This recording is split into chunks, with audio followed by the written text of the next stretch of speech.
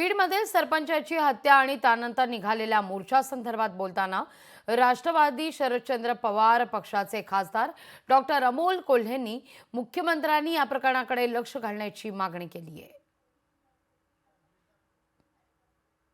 सरपंच संतोष देशमुख यांच्या कुटुंबियांना हा न्याय मिळायलाच हवा आणि त्या संदर्भामधला तपासाची चक्र ही वेगानं फिरून जे कोणी आरोपी असतील, काहींनी संशयित जी नावं हे व्यक्त केली, जे कोणी आरोपी असतील त्यांना ती शिक्षा व्हायला हवी आणि यामध्ये कोणालाही पाठीशी घालण्याचा प्रयत्न होऊ नये ही सर्वसामान्यांची मागणी। आणि आज बीडमध्ये इतक्या मोठ्या प्रमाणावर जो मोर्चा निघाला याचं हेच द्योतक आहे की सर्वसामान्य जनता जागरूक आहे आणि कोणाच्या राजकीय आश्रयापोटी, राजकीय आशीर्वादापोटी जर कोणाला पाठीशी घालण्याचा प्रयत्न होत असेल तर आता जनता ते सहन करण्याच्या मानसिकतेत नाही।